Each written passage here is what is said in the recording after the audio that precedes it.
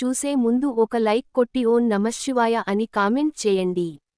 ఆషాఢ మాసంలో వచ్చే పౌర్ణమిని గురు పౌర్ణమి అని అంటారు. గురు పౌర్ణమికి చాలా విశిష్టత ఉంటుంది.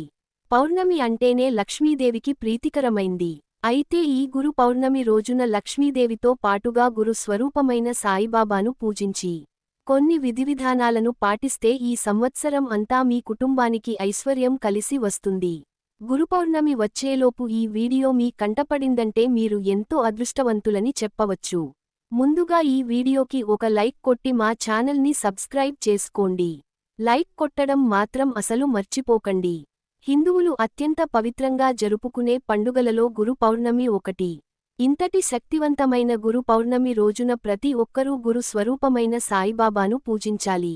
ఈ పౌర్ణమి రోజున గురువులను పూజిస్తే రాత్రికి రాత్రే అదృష్టం పట్టి మీ కుటుంబానికి అఖండ రాజయోగం ప్రాప్తిస్తుంది. కాబట్టి ఈ గురు పౌర్ణమి రోజున ఇంట్లో సాయిబాబాను పూజించి సాయిబాబాకు నైవేద్యంగా పాలతో తయారుచేసిన స్వీట్లను నివేదించండి. ఈ గురు పౌర్ణమి రోజున ప్రతి ఒక్కరూ తప్పనిసరిగా ఏదైనా సాయిబాబా దేవాలయానికి వెళ్లి దునిలో కొబ్బరికాయను వేయండి. సకల పాపాలన్నీ తొలగిపోయి మీ కుటుంబానికి అష్టైశ్వర్యాలు చేకూరుతాయి. దునిలో కొబ్బరికాయతో పాటుగా నవధాన్యాలను ఒక కర్పూరం కూడా వేసి దునికి నమస్కారం చేసుకుంటూ ఓం కర్మ ధ్వంసినే నమః అనే మంత్ర అన్ని 11 సార్లు చదవండి. భయంకరమైన జాతక దోషాలన్నీ తొలగిపోయి సాయిబాబా అనుగ్రహం వెంటనే లభిస్తుంది. ఇక ఈ పౌర్ణమి రోజున ప్రతి ఒక్కరూ గురువు గారి ఆశీర్వాదాన్ని తీసుకోవాలి. కాబట్టి గురు పౌర్ణమి రోజున ఏదైనా దేవాలయానికి వెళ్లి దేవాలయంలో ఉన్న పంతులు గారి పాదాలకు నమస్కారం చేసి పంతులు గారికి 11 రూపాయలను దక్షిణగా వేయండి. ఈ గురు పౌర్ణమి రోజున జాతకంలో గురుబలం పెరిగి విపరీతమైన ఐశ్వర్యం కలిసొస్తుంది. ఇక మీ జీవితంలో కష్టాలే ఉండవు. ఈ గురు పౌర్ణమిని వ్యాస పౌర్ణమి అని కూడా అంటారు. ఎందుకంటే ఈ పౌర్ణమి రోజునే వ్యాస మహర్షి జన్మించాడు. అయితే మన పురాణాల ప్రకారం ఈ గురు పౌర్ణమి రోజున ఎవరైతే దేవుళ్లను పూజిస్తారో అలాంటి వారి కోరిన కోరికలన్నీ వెంటనే నెరవేరుతాయని వ్యాసమహర్షి వరమిచ్చాడట. వ్యాసమహర్షి వరమిచ్చినట్లుగానే పూర్వం చాలామంది భక్తులు వ్యాసమహర్షిని పూజించి ఎన్నో వరాలను పొందారట.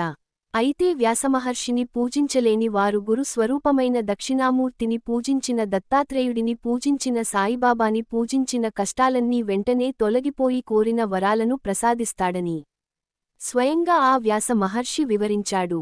మన జాతకంలో గురుబలం తక్కువగా ఉంటే జీవితంలో ఎన్నో సమస్యలు ఏర్పడతాయి. ప్రతి పనిలో అడ్డంకులు ఏర్పడతాయి.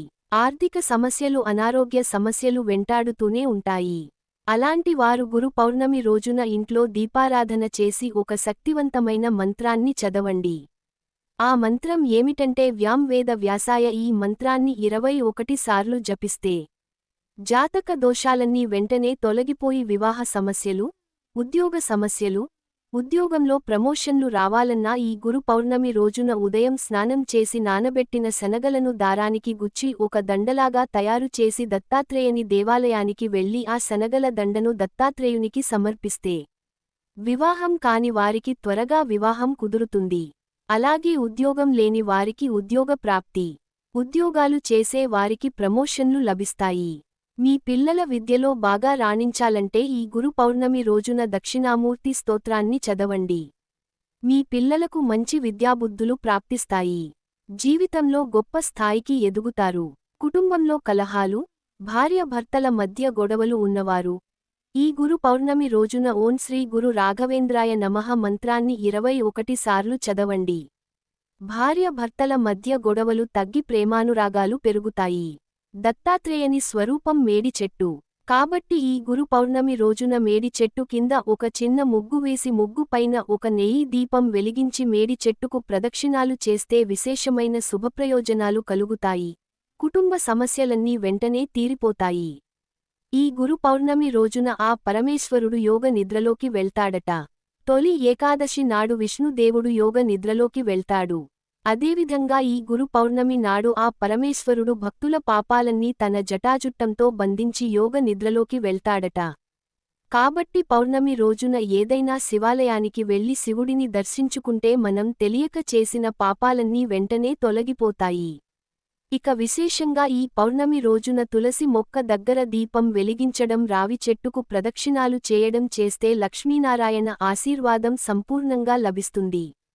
అదే విధంగా ఈ గురు పౌర్ణమి రోజున రాత్రి సమయంలో చంద్రుడిని చూస్తూ మీ మనసులో ఏదైనా కోరుకుని చంద్రుడికి నమస్కారం చేసుకోండి. కోరిన కోరికలన్నీ వెంటనే నెరవేరుతాయి. విపరీతమైన అప్పులు సమస్యలతో బాధపడేవారు ఈ పౌర్ణమి రోజున హనుమంతుడి పటం ముందు ఒక నెయ్యి దీపం వెలిగించండి. అప్పులు సమస్యలన్నీ వెంటనే తీరిపోతాయి. భయంకరమైన నరదృష్టి దోషాలతో ఇబ్బంది పడేవారు ఈ గురు పౌర్ణమి రోజున ఎడమ కాలికి నల్ల దారాన్ని కట్టుకోండి. నరదృష్టి దోషాలన్నీ తొలగిపోతాయి. అలాగే ఈ గురు పౌర్ణమి రోజున ఒక 5 యాలకులను తీసుకొని లక్ష్మీదేవికి నమస్కారం చేసి ఈ యాలకులను మీ బీరువాలో పెట్టుకోండి. మీ ఇంటికున్న డబ్బు సమస్యలన్నీ వెంటనే తొలగిపోయి విశేషమైన ధన లాభం కలిసి వస్తుంది. అదే విధంగా ఈ పౌర్ణమి రోజున సాయంత్రం సూర్యుడు అస్తమించిన తర్వాత మీ ఇంటి గుమ్మం ముందు 2 దీపాలు వెలిగించండి. ఇదే పాలు కాంతులతో మీ ఇంట్లోకి వెంటనే లక్ష్మీదేవి అడుగుపెడుతుంది. ఈ పౌర్ణమి రోజున ఉపవాసం ఉంటే చాలా మంచిది. అలాగే పొరపాటున కూడా మాంసాహారాన్ని తినకూడదు. ఇక జుట్టు కత్తిరించడం, గోర్లు కత్తిరించటం ఈ గురు పౌర్ణమి రోజున నిషేధం. అనారోగ్య సమస్యలతో బాధపడేవారు ఈ గురు పౌర్ణమి రోజున లవంగాలతో దిష్టి తీసుకోండి. దీర్ఘకాలిక అనారోగ్య సమస్యలన్నీ తొలగిపోయి మంచి ఆరోగ్యం లభిస్తుంది. అలాగే ఈ రోజున చేసే దానాలకు రెట్టింపు ఫలితం లభిస్తుంది. ముఖ్యంగా ఎవరికైనా అన్నాన్ని దానం చేస్తే మీ కుటుంబం మొత్తానికి చాలా మంచి జరుగుతుంది. ఈ వీడియో మీకు నచ్చినట్లయితే ఒక లైక్ కొట్టి ఓం నమఃశివాయ అని కామెంట్ చేసి మీ ఫ్రెండ్స్ అండ్ ఫ్యామిలీ మెంబర్స్కి షేర్ చేయండి.